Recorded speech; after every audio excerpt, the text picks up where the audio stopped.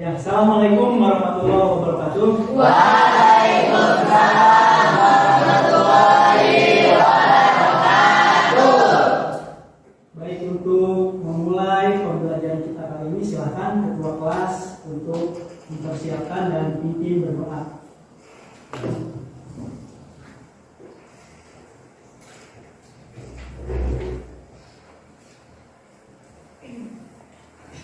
Duduk, siap, gerak. Sebelum mengawali pembelajaran, alangkah baiknya kita berdoa. Berdoa dalam hati, mulai.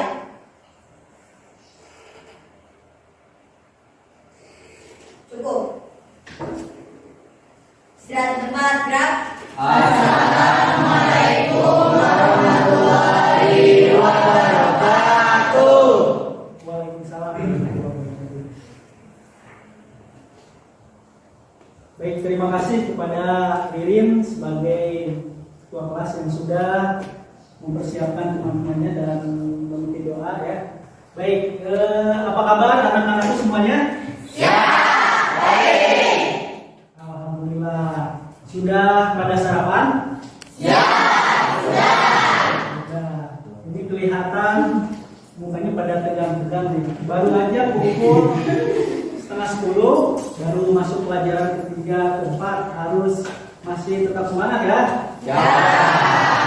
Baik, sebelum pembelajaran dimulai, kita awali dulu dengan tepuk semangat. Setuju? Setuju. Yang sudah bisa? Ya. Oke, persilahkan Siti. Semangat. Ayo Siti. Bisa ya? Tepuk semangat. Ya. Kita mengikuti dan fokus perhatiannya kepada Siti yang memimpin. Ya. Kita sama-sama kita bang yuk. Tepuk semangat.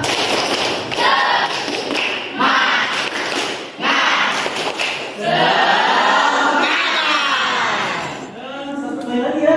Kurang kayaknya. Kita mulai satu kali lagi. Siti harus semangat. Ya, Pak. Kita mulai. Tepuk semangat.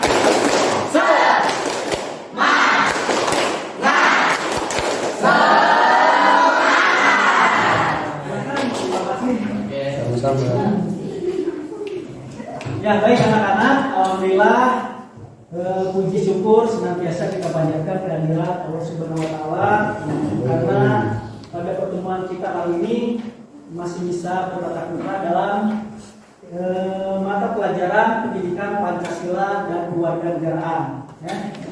Sebelum dimulai Bapak akan mengecek kehadiran terlebih dahulu.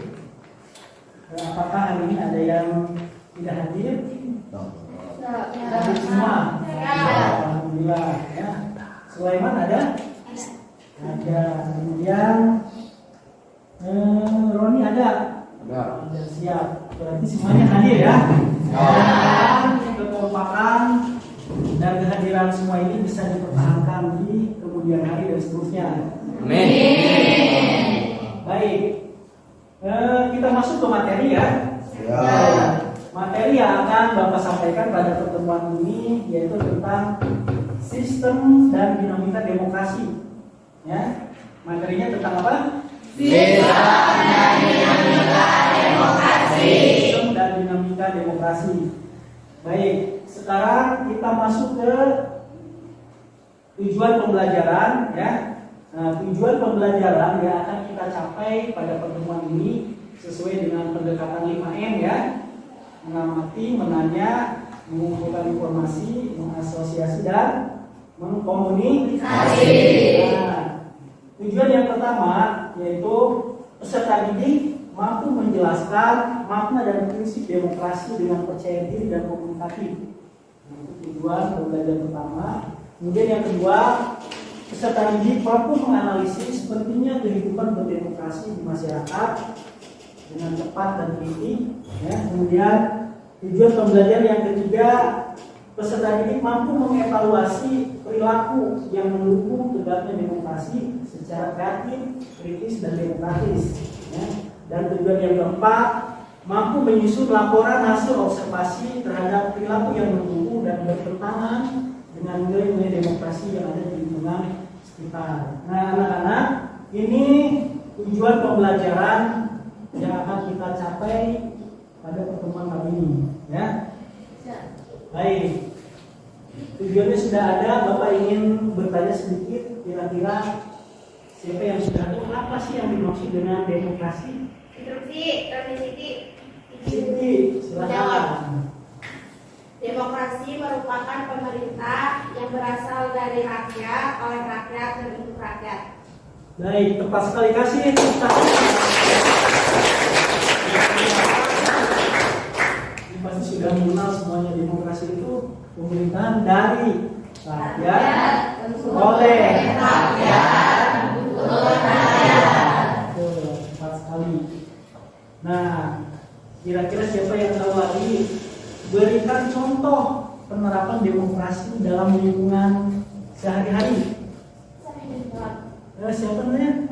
Laila, silakan. Contoh penerapan demokrasi lingkungan sekitar seperti pemilihan kepala desa, rapat karang-taruna, dan kerja bakti lingkungan. Oke, sangat luar biasa. Betul, banyak sekali ya kegiatan-kegiatan demokrasi yang ada di lingkungan sekitar kita. Salah satunya tadi sudah disampaikan oleh Laila, adanya pemilihan kepala desa, musyawarah desa, kerja bakti membersihkan lingkungan, dan lain sebagainya. Artinya demokrasi itu sangat penting untuk beradaannya di tengah-tengah masyarakat. Oke. Betul nggak demokrasi itu penting? Betul. Ada yang mau memberikan pendapat apa sih pentingnya demokrasi dalam kehidupan bermasyarakat?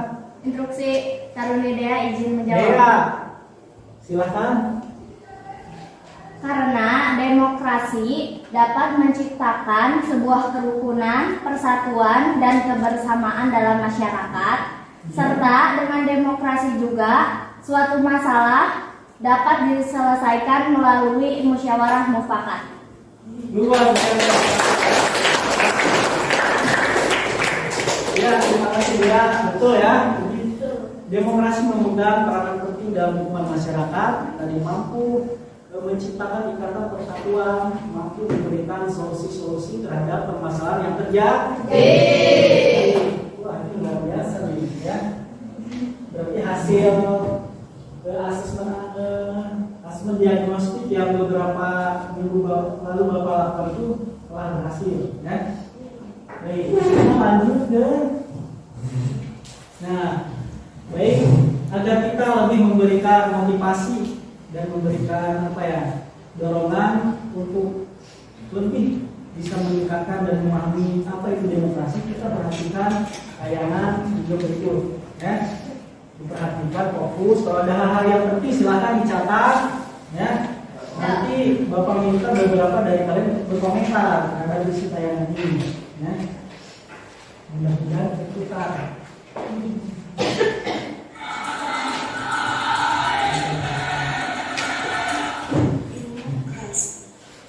Demos dan rapat adalah dua suku kata yang melahirkan istilah demokrasi. Lalu, apa makna demokrasi itu sendiri? Demokrasi adalah bentuk pemerintahan di mana semua warga negaranya memiliki hak setara dalam pengambilan keputusan yang dapat mengubah hidup mereka.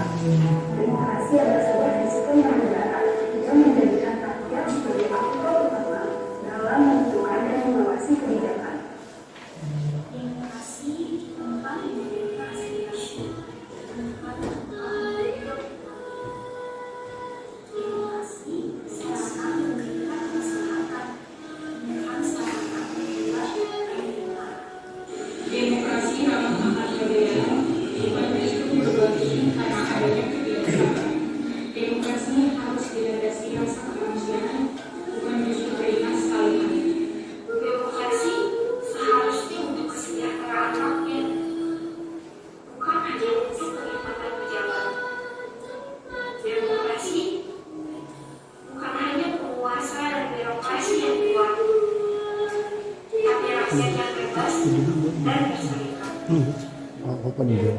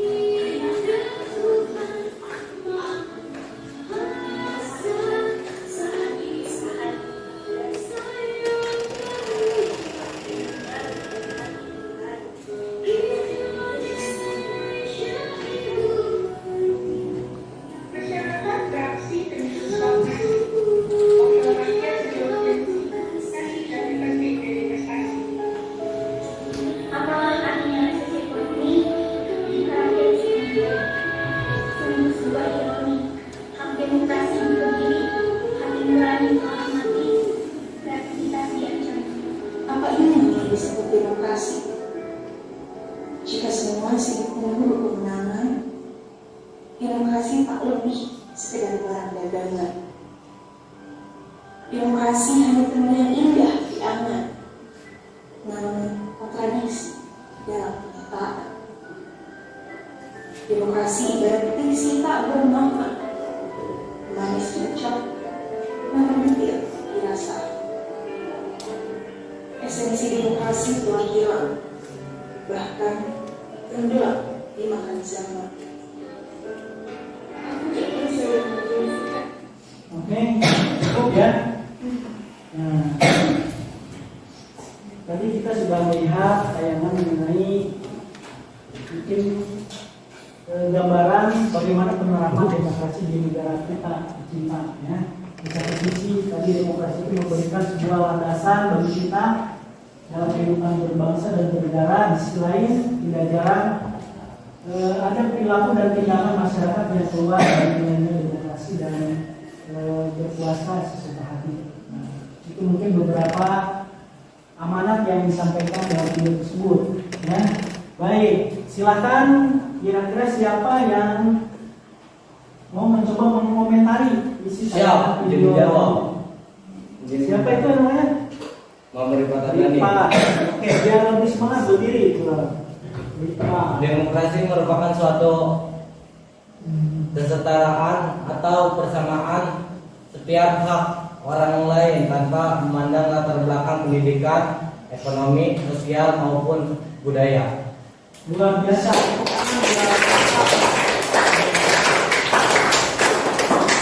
Tepat sekali ya.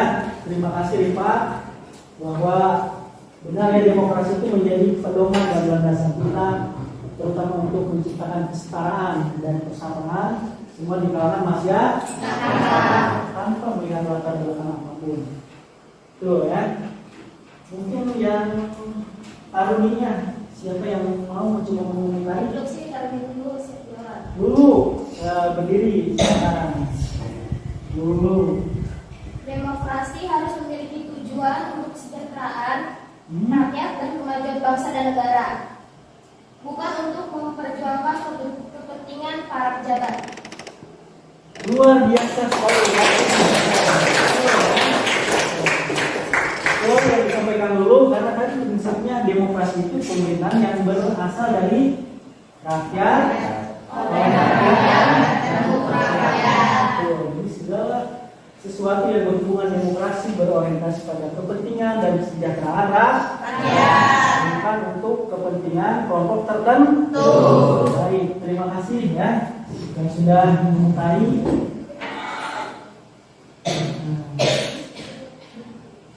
Sekarang kita masuk ke makna demokrasi. Makna demokrasi tadi sudah disampaikan bahwa demokrasi itu berasal dari bahasa Yunani.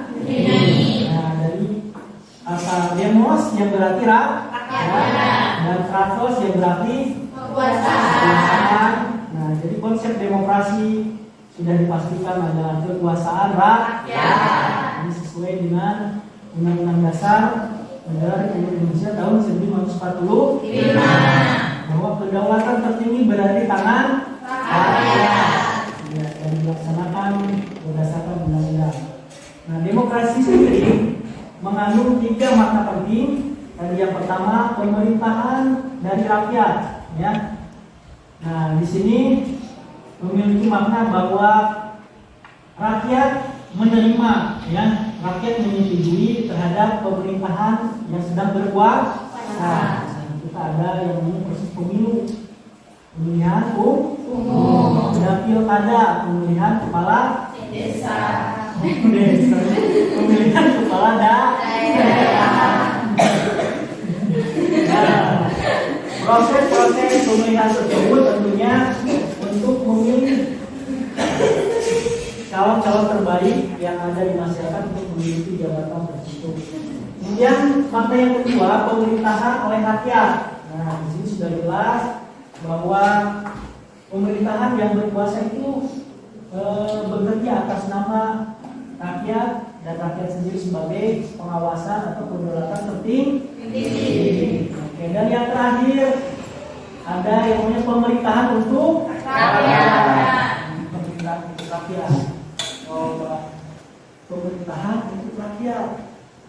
Apa sih artinya? Ada yang bisa menjawab? Instruksi termina jendela. Indah, yang tidak pahami pemerintahan untuk rakyat itu apa? Berdiri boleh. Pemerintahan untuk rakyat artinya setiap pemerintah yang berkuasa dalam menjalankan tugas-tugasnya semata-mata untuk kepentingan rakyat. Tidak ada tujuan lain dari demokrasi selain untuk kesejahteraan rakyat dan kemajuan bangsa dan negara. Luar biasa. Ibu Kades. Ya, Amin. Ya, itu ya. Segala kekuasaan yang ada di negara ini harus memiliki tujuan demi kepentingan dan kesejahteraan rakyat. Itu makna demokrasi. Baik, ini hebat nih. Nah, berikutnya kita akan masuk ke prinsip demokrasi Pancasila. Nah, kalau tadi makna demokrasi secara umum ya, sekarang sudah sesuai dengan ideologi bangsa kita. Ideologi kita apa? Pancasila. Prinsip demokrasi Pancasila. Nah, yang pertama, prinsip dari demokrasi Pancasila adanya pengakuan terhadap hak asasi manusia. Poin pertama yang harus terdapat dalam demokrasi. Kita ketahui bahwa hak asasi itu merupakan hak dasar yang dimiliki oleh semua orang sebagai anugerah dari Tuhan Yang Maha Esa, di mana keberadaannya harus dihormati dan dihargai oleh semua orang, termasuk oleh bangsa dan negara. Prinsip yang pertama harus adanya pengakuan terhadap hak asasi manusia. Kemudian berikutnya adanya pembagian kekuasaan. Prinsip demokrasi kedua adanya pembagian kekuasaan. Kita itu ada yang namanya trias politika. Ada yang masih ingat trias politika? Pertama apa? Legislatif. Kedua, eksekutif. Dan yang ketiga, yudikatif. Itu konsep pembagian kekuasaan. Ya. Jadi kekuasaan di negara ini tidak boleh dipegang satu orang. Harus ada bagian-bagian, harus ada unit-unit tertentu yang membidani sesuai bidangnya masing-masing. Yang berikutnya adanya pemilihan umum yang berjudil. Nah, ini berjudil. Ada yang tahu apa sih berjudil itu?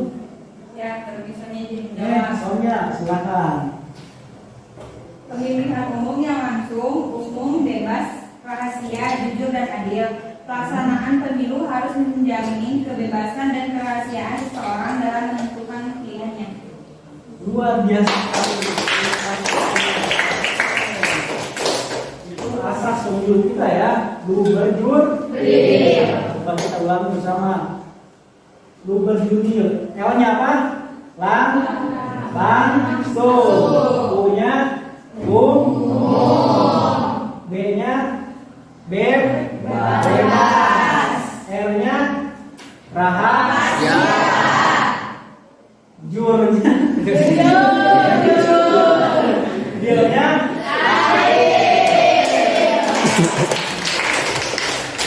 salah. Ini udah memiliki hak pilih untuk pemilu tahun depan. Ya. Sudah ada dulu ya. Kita harus paham dulu apa asas pemilu kita. Ya. Berikutnya, prinsip demokrasi berikutnya adanya peradilan yang bebas dan tidak memihak. Ini penting sekali ya, lembaga peradilan keberadaannya, karena ya negara kita tidak lepas dari yang namanya pelanggaran hukum. Jadi penting keberadaannya peradilan yang bebas dan tidak memihak. Kira-kira peradilan yang bebas dan tidak memihak yang bagaimana ya? Bila tadi terkini Peradilan yang tidak ada campur tangan dari pihak lain untuk menentukan keputusannya. tidak ada campur tangan dan tidak ada yang kedua.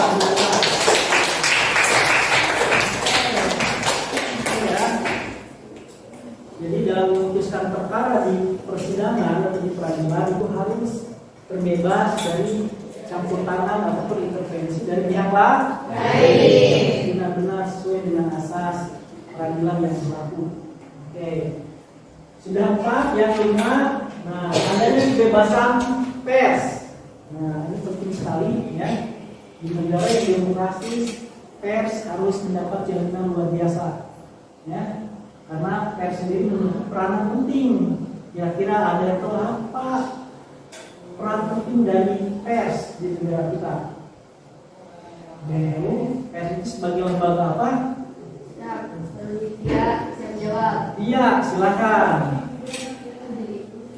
Boleh sambil berdiri.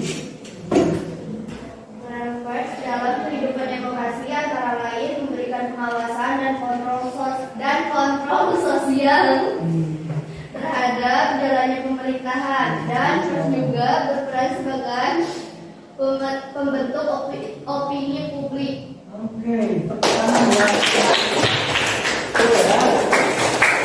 Jadi pers itu sangat penting sekali ya.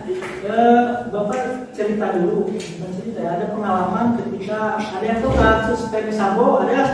Ya. Sekarang sudah diputuskan ya, sudah sebuah keputusan. Pertama kali Bapak mendengar atau melihat kasus Ferdi Sambo, begitu langsung percaya, begitu saja katanya ada 2 orang polisi yang baku tembak di rumah atasannya. Oh, polisi berarti Garut, tembak-tembak, dan Bapak percaya begitu saja.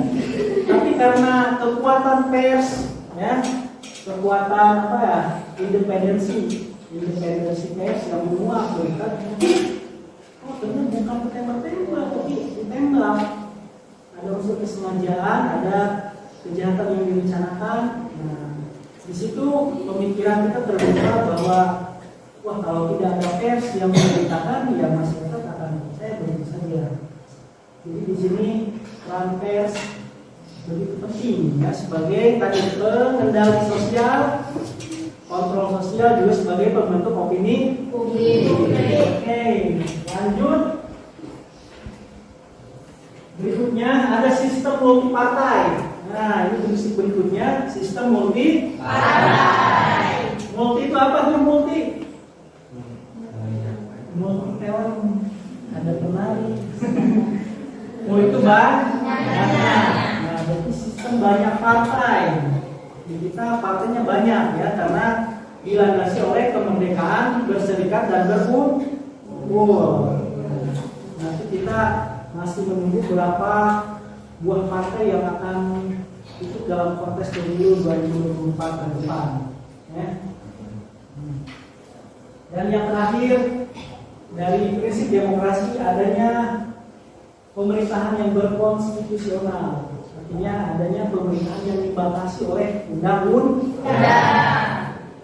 Jadi semua jabatan, semua kekuasaan di negara itu diatur dan dibatasi oleh undang-undang. Tidak selamanya terus menjadi presiden, menjadi bupati selamanya. Tidak. Pak Ridwan Kamil pada 5 September kemarin sudah habis masa jabatannya. Jadi meskipun dia dirasakan bagus, ya, kreatif, banyak sekali pembangunan yang dia jalankan, tetapi ketika batas waktu sudah selesai, ya dia harus meninggalkan semua program-programnya. Artinya pemerintahan yang dibatasi oleh undang-undang. Bapak ingin bertanya, kira-kira masa jabatan presiden di Indonesia itu berapa tahun ya? Berapa sih dalam masa Rizal ingin menjawab? Rizal, silakan. Masa jabatan presiden di Indonesia yaitu 5 tahun dan dapat dipilih kembali dalam jabatan yang sama untuk 1 kali masa jabatan. Hal ini sesuai yang diamanatkan dalam Undang-Undang Dasar tahun 1945. Itu undang-undang yang Malaysia. Ya, 4 kali ya. 400. Masa jabatan presiden kita itu 5 tahun.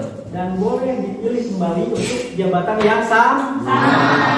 Berapa periode? 1 1 kali periode. Berarti maksimal berapa? 2 tahun. Maksimal. Ada rencana Pak Jokowi maju lagi ke periode ketiga, itu tidak boleh, ya, karena konstitusi kita, undang-undang dasar kita mengamanatkan 1 tahun, 5 tahun dan boleh dipilih kembali untuk masa jabatan dalam 1 periode. Selesai, Pak, makasih. Ya, itu ya beberapa prinsip demokrasi Pancasila. Ini kelihatannya tegang semua nih. Ya, duduknya. Tedah dulu duduknya, tidak ada yang kita mau mempraktekkan teknik stop, ya, stop.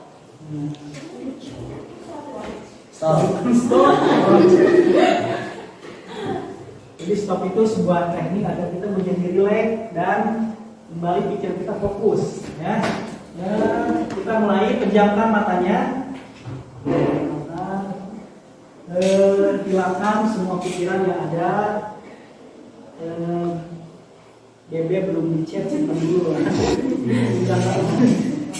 Pejamkan matanya, tarik nafas melalui hidung, tahan, keluarkan lewat mulut. harus serius, soalnya nggak. Sekali lagi, pejamkan mata, tarik nafas yang dalam, tahan, keluarkan lewat mulut. Ya, ini lagi, dan tepuk tangan.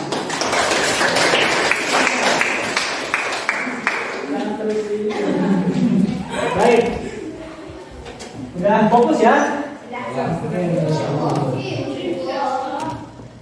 Sekarang kita masuk ke ini satu lagi nih, pentingnya demokrasi. Ada ya.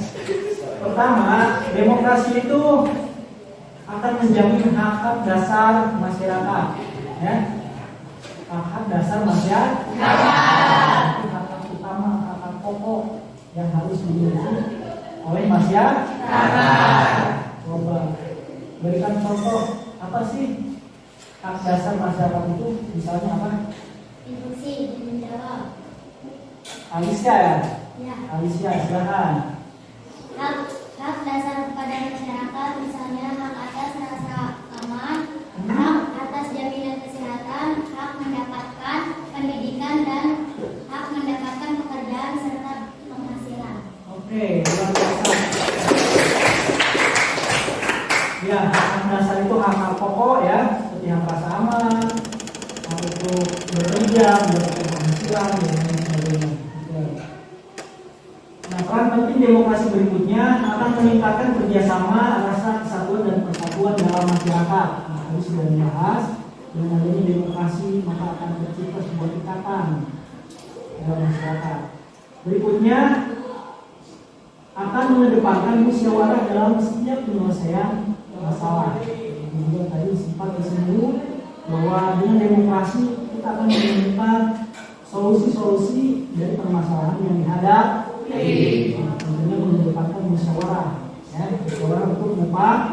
Nah, yang berikutnya memberikan batasan terhadap suatu kewenangan atau kekuasaan. Ini sudah jelas. Tadi misalnya presiden masa jabatannya 5 tahun, selesai ya selesai. Bupati juga sama, kades dan sebagainya. Artinya kewenangan yang ada diberikan batasan tertentu. Sudah ada 4 peran penting demokrasi. Kira-kira ada yang tahu lagi peran penting demokrasi selain ini apa ya? Instruksi karena nilai ingin menjawab. Bilal, silakan.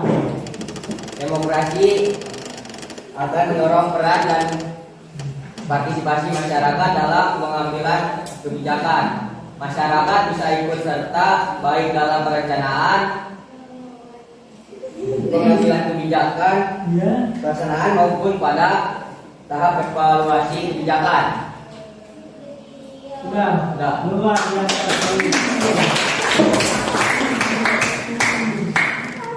Ya, terima kasih Bilal. Betul ya bahwa demokrasi itu akan meningkatkan partisipasi masyarakat.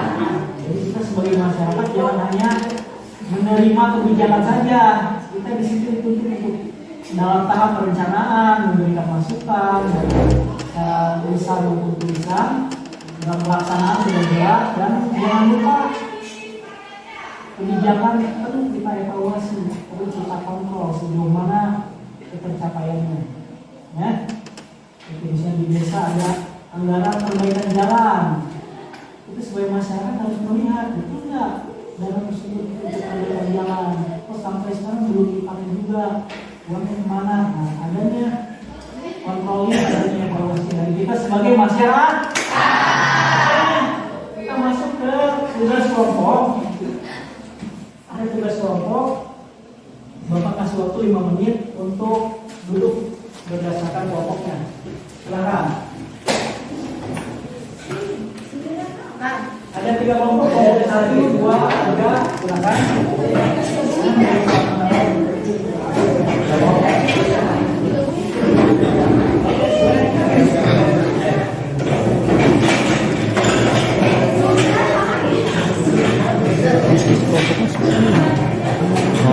Nah, ini keliling setiap tadi maju. Pak. Sudah menyiapkan 2 gambar, gambar 1 dan gambar 2. Gambar 1 ini kegiatan demo yang dilakukan secara tertib, ya, aman.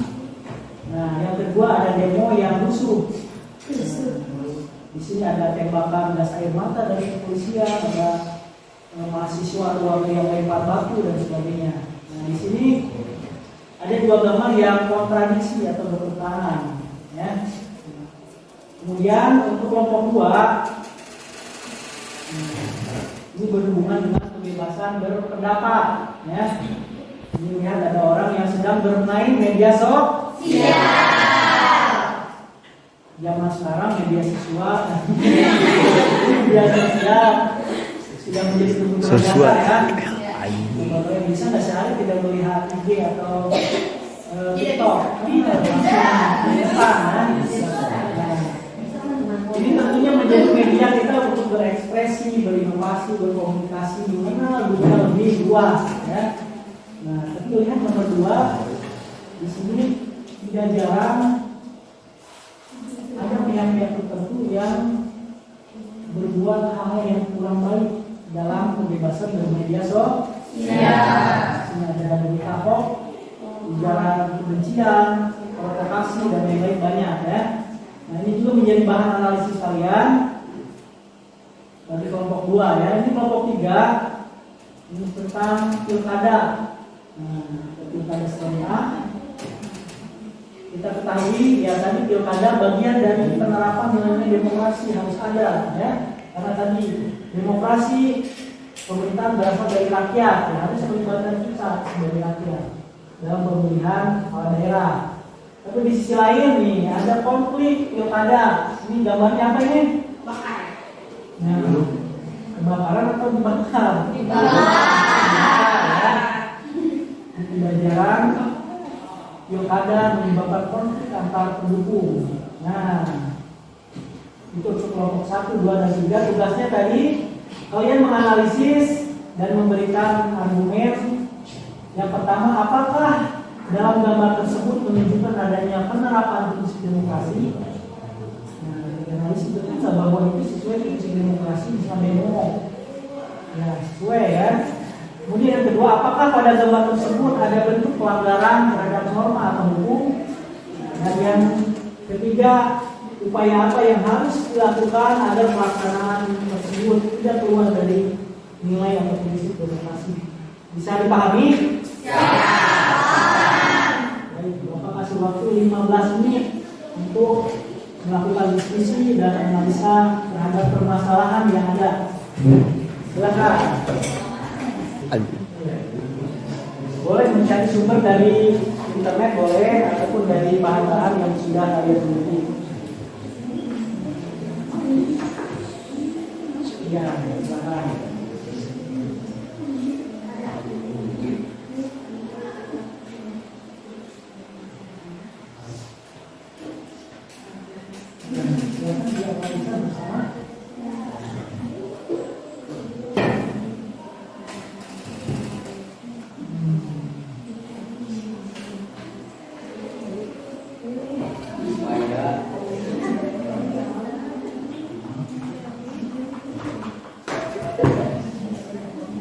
dipersilakan untuk mempresentasikan hasil diskusinya ya. Ya.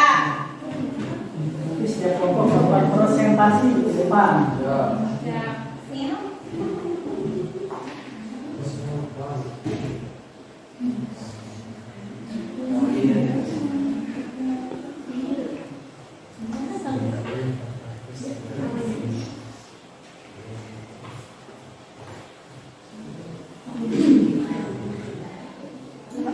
Ya, silakan setiap peserta menyampaikan atau mengeluarkan pendapatnya ya, karena ya semua memiliki kesempatan untuk berpendapat yang sama ya.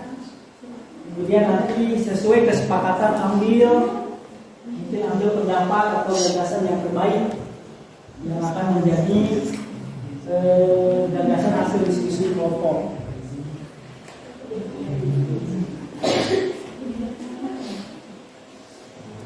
Waktunya tinggal 5 menit.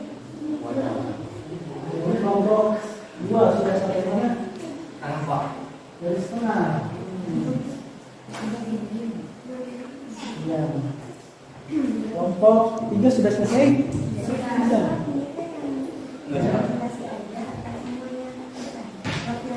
Kayaknya ke depan semua. Ya. Semua kelompok ke depan. Presentasi. Jangan lupa ada moderatornya ya. Nanti ada sesi tanya jawab juga.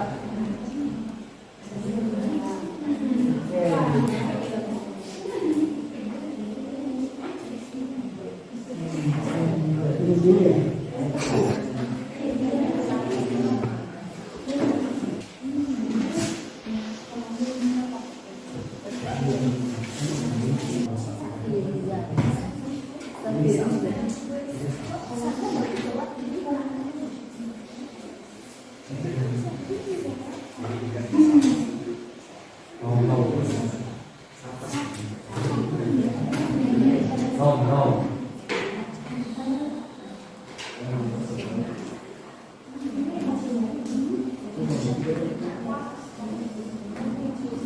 Ya, waktunya sudah selesai.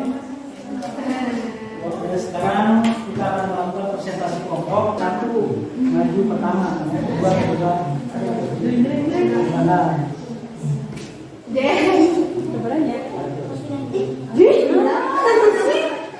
Saya berapa? 1, 2, 3. Oke.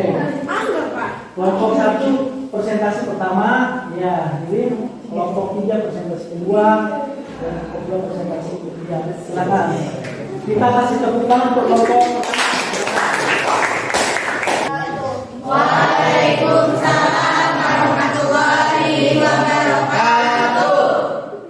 Kami di sini dari kelompok 1 akan mempresentasikan mengenai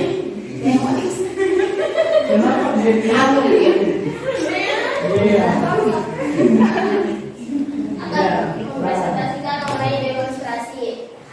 Perkenalkan, nama saya Lulu Hasna dan rekan saya Ferry Kartika, saya Brenda.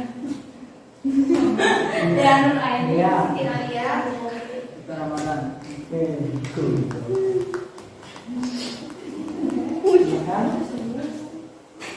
Nah, bubuk.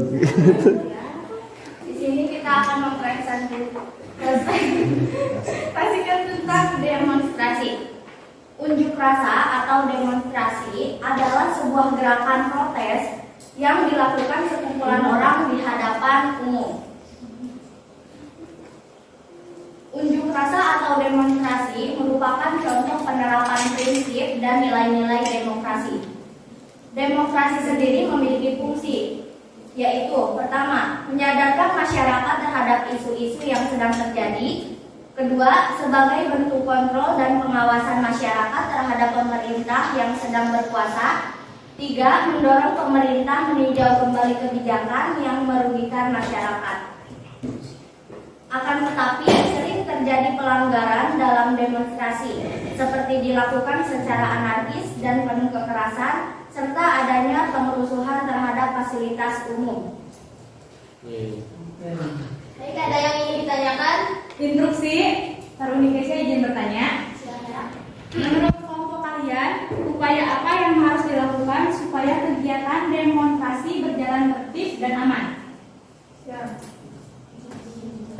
Yang menjawab. Upaya demonstrasi berjalan dengan tertib dan aman. Yang pertama, pahami maksud dan tujuan dari demo. Pahami maksud dan tujuan dilakukannya demo. Jangan asal ikut-ikutan. Yang kedua, adanya kesadaran bahwa demo ini untuk menyelesaikan permasalahan, bukan malah menambah masalah. Yang ketiga, adanya penjagaan yang ketat dari pihak Kementerian Keamanan. Menteri Keamanan. Luar biasa.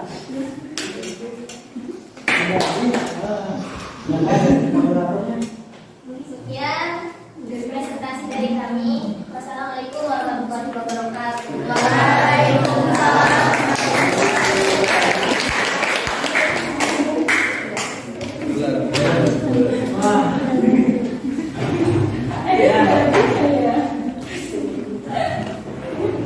Terima kasih untuk kelompok 1 ya yang sudah mempresentasikan hasil diskusi kelompoknya dengan sangat baik. Ya, tepat apa yang disampaikan oleh kelompok 1 bahwa tadi demonstrasi ya. Demonstrasi itu salah satu bentuk penerapan dari prinsip demokrasi yang disampaikan sebagai agar masyarakat sadar terhadap isu-isu politik yang sedang terjadi, sebagai pengawasan terhadap pemerintah dan lain sebagainya. Namun tadi harus kita pahami bahwa lakukan demonstrasi dengan tertib. Pahami tujuannya apa, ikuti prosedur yang berlaku ya, sehingga tidak terjadi hal-hal yang merugikan ya. Setuju ya? Setuju. Baik, kita beralih ke kelompok selanjutnya untuk presentasi. Kelompok mana? Kelompok 3. Silakan.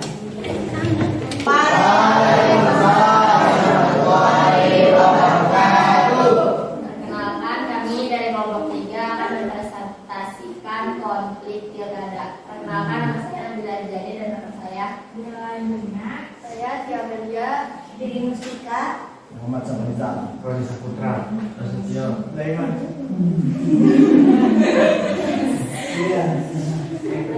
konflik pilkada.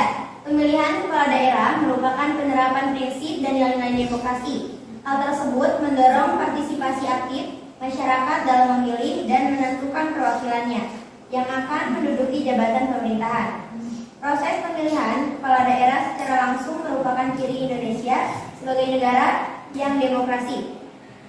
Akan tetapi dalam kenyataannya masih kerap terjadi beberapa masalah dan pelanggaran, seperti konflik antar pendukung calon yang berujung terjadinya tindak kekerasan dan pengerusakan, bahkan mengakibatkan korban jiwa.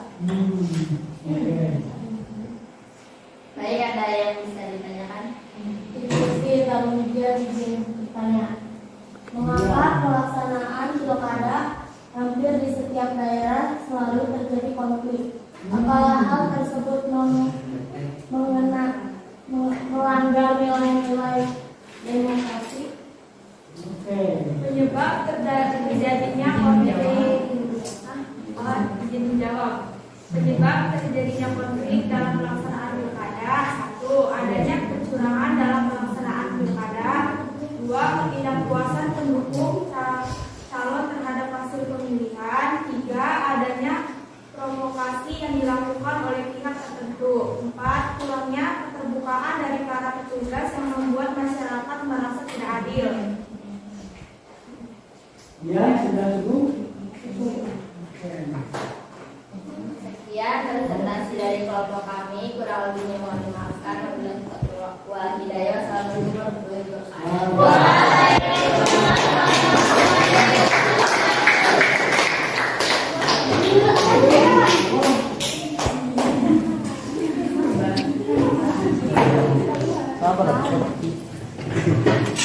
Yang luar biasa sekali dari kelompok yang sudah mempresentasikan mengenai proses pemilihan kepala daerah. Benar ya bahwa pilkada itu salah satu bentuk penerapan dari prinsip-prinsip demokrasi. Itu sebuah inovasi dalam kehidupan berbangsa dan bernegara yang melibatkan semua masyarakat untuk memilih perwakilan rakyat akan menduduki jabatan pemerintah. Tapi tadi fakta di lapangan tidak jarang proses kegiatan pilkada diwarnai oleh hal-hal yang kurang bertanggung jawab.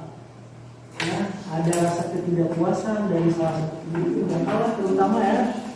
Kemudian kita juga sering melihat adanya oknum-oknum ya dari panitia yang kurang transparansi terhadap hasil pilkada itu sendiri. Tentunya menjadi PR kita bersama agar kegiatan pilkada ke tahun berikutnya bisa lebih baik. Tapi kita tidak mungkin juga menghapus pilkada ya. Jadi kalau menghapus kegiatan pilkada, ya kita berarti melanggar prinsip demokrasi itu sendiri. Jadi pilkada harus tetap kita jalankan, cuma tadi hal-hal yang kurang baiknya kita perbaiki. Baik. Kita beralih ke kelompok terakhir, kelompok 2 ya. Silakan untuk presentasi.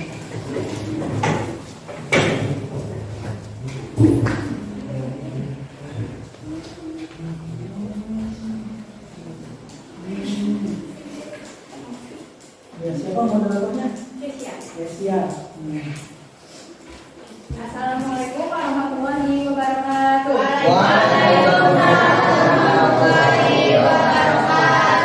Kami dari kelompok 2 akan presentasikan berita hoax.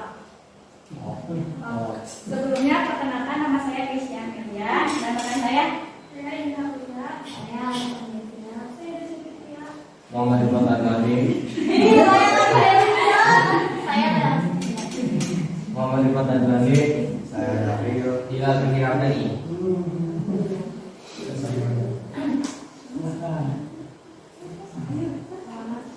Pembebasan mengeluarkan pikiran dan pendapat bagi secara lisan maupun tulisan merupakan penerapan prinsip dan nilai-nilai demokrasi. Seiring berkembang zaman, media sosial saat ini merupakan wajah yang digemari oleh masyarakat untuk berpendapat dan mengekspresikan diri. Kebebasan berpendapat dan berekspresi di media sosial tidak diimbangi dengan kesadaran dan kedewasaan dari masyarakat itu sendiri. Hal ini ditunjukkan dengan banyaknya pelanggaran dan penyalahgunaan media sosial, seperti banyaknya informasi hoax, ujaran kebencian, dan berita yang bersifat provokatif lainnya. Oke. sekian presentasi kami. Apakah ada yang ditanyakan? Institusi yang bertanya bagaimana upaya kita dalam mencegah dan menghindari berita hoax. Siap, izin menjawab. Ada beberapa upaya kita untuk mencegah dan menghindari berita hoax. Pertama, jangan mudah terprovokasi dengan berita atau judul berita tertentu. Kedua, cari tahu keaslian situs tersebut dan mengecek aslian foto atau gambar yang ada. Ketiga, bersikap kritis dan gunakan logika dalam menanggapi sebuah berita. Dan keempat, tidak langsung menyebarluaskan berita tersebut ke orang lain dan masih banyak lagi. Sekian presentasi dari kami. Mohon maaf bila ada salah kata. Wassalamualaikum warahmatullahi wabarakatuh. Waalaikumsalam warahmatullahi wabarakatuh.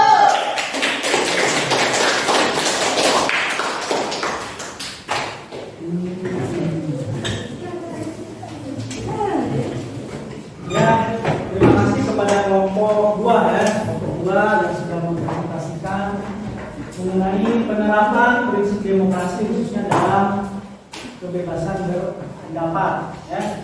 Nah, tadi sudah tepat yang disampaikan bahwa seiring perkembangan zaman media berkomunikasi atau kita beraktivitas sudah beralih ke media sosial ya. Kita ketahui banyak sekali media-media sosial yang kita miliki, bahkan satu HP, satu perangkat bisa 3-4 jenis media sosial ya. Hal tersebut tentunya mampu kita untuk meningkatkan inovasi, berekspresi, ya, kita saling bersilaturahmi juga dengan orang-orang kerabat kita yang jauh melalui ketersediaan media sosial. Tapi di sisi lain, ya tadi kita harus bersikap dewasa dalam menggunakan atau memanfaatkan media sosial yang ada. Jangan mudah terpengaruh oleh berita-berita yang belum tentu kebenarannya. Ya, kita harus kritis menggunakan hati nurani kita ketika menanggapi atau menghadapi sebuah pemberitaan. Jangan langsung menyebarluaskan ya sebuah pemberitaan yang kita sendiri belum yakin ini benar tidak, ya, dan tentunya banyak hal-hal berikutnya. Baik, terima kasih kepada seluruh kelompok yang sudah mempresentasikan hasil diskusinya dengan sangat baik. Sekarang kita masuk ke sesi refleksi dan kesimpulan, ya. Dari awal Bapak sudah menyampaikan atau menayangkan video pembelajaran, menyampaikan makna fungsi, sampai berdiskusi mengenai tindakan masyarakat yang mendukung dan bertentangan. Kira-kira kesimpulan apa yang bisa kita ambil dari pembelajaran pada hari ini? Ada yang bisa mungkin sambil berdiri bisa memberikan refleksi atau kesimpulan apa yang kalian peroleh dari pembelajaran hari ini, terutama dalam hal sistem demokrasi. Diskusi pada media Ya, silakan ya. Kalian lebih baik mau ke depan ya. Silakan. Sampaikan kesimpulan dari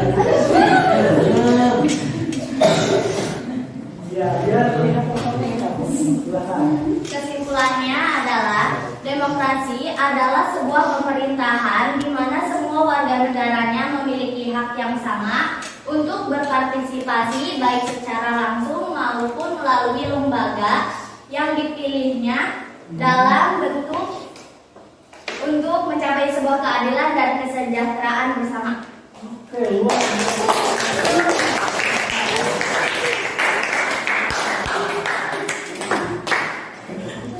Luar biasa sekali, dia terima kasih. Dia mengulangi bahwa demokrasi itu sebagai bentuk partisipasi kita sebagai masyarakat, ya, baik secara langsung maupun melalui lembaga-lembaga perwakilan. Luar biasa.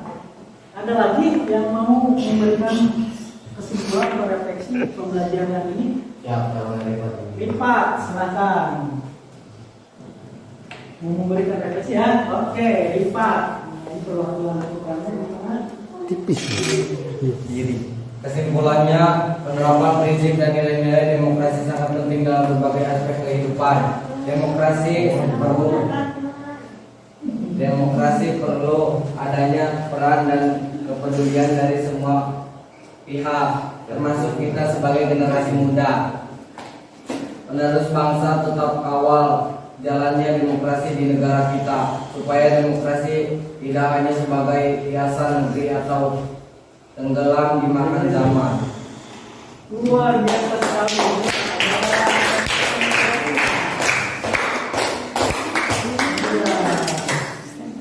Terima kasih Pak yang sudah memberikan refleksinya.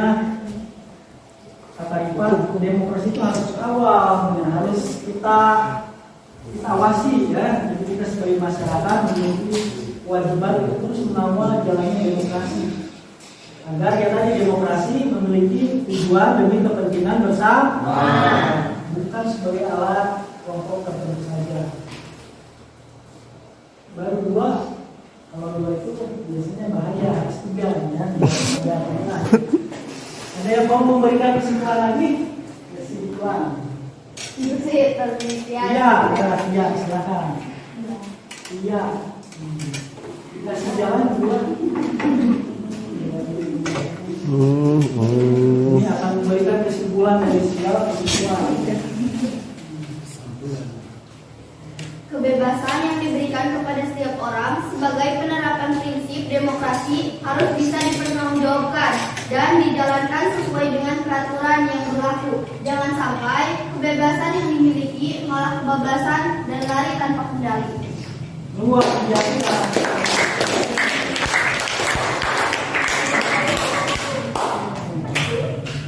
luar biasa kesimpulan dan refleksi dari dia bahwa demokrasi itu di satu sisi sebagai kebebasan, di sisi lain itu harus punya batasan dan rasa tanggung jawab terhadap pelaksanaan tersebut. Ya. Luar biasa sekali, terima kasih yang sudah memberikan kesimpulan. Apa ada lagi? Oh, udah selesai. Baik, terima kasih anak-anak. Pembelajaran kita ya sudah memasuki tahap akhir. Ya, sebelum berakhir Bapak akan memberikan tugas bagi kalian. Silahkan catat. Untuk kelompoknya masih seperti ini, kelompok 1, 2, dan 3.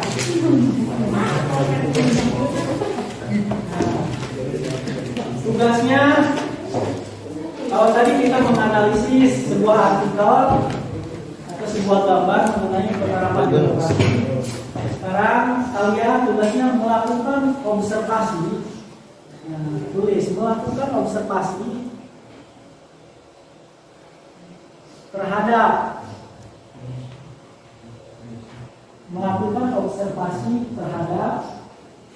sikap dan perilaku masyarakat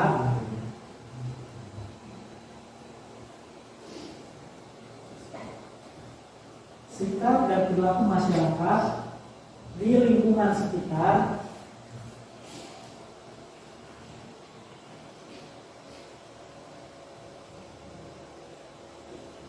yang mencerminkan penerapan nilai-nilai demokrasi,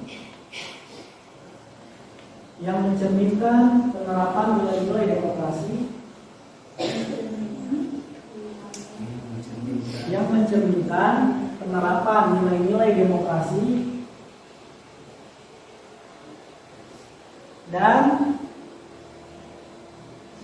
sikap yang bertentangan dengan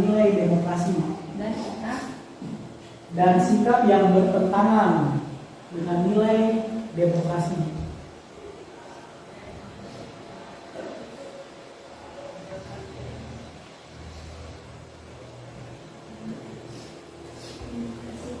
Nah, sudah dipahami tugasnya? Siap, sudah. Jadi sekali lagi kalian atau setiap kelompok melakukan observasi pengamatan melihat kondisi di masyarakat.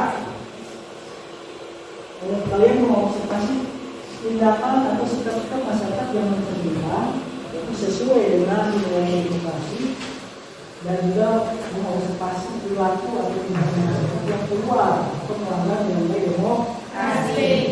Bapak mencontoh misalnya di sebuah keluarga ada orang tua yang pilih kasih anaknya, itu kan secara tidak langsung papanya kerja terus, adiknya main, dibiarin, itu kan melanggar. Contoh sederhana ya, bahwa terjadi keluar dari prinsip atau nilai demokrasi di dalam keluarga.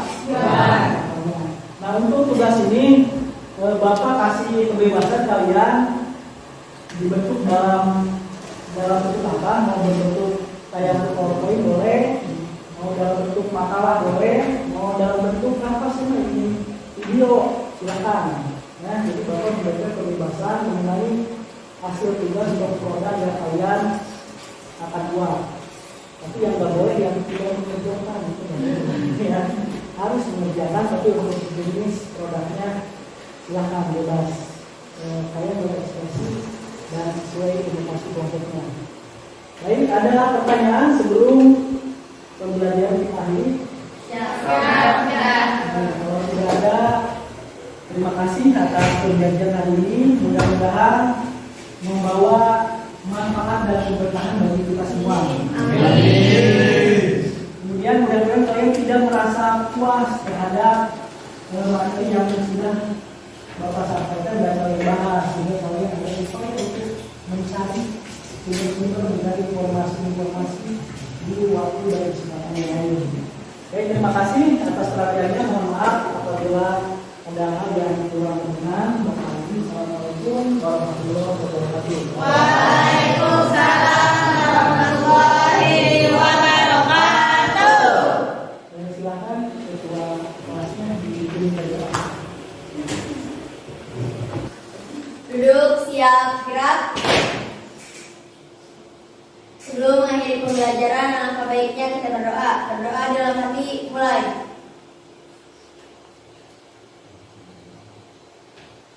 Cukup.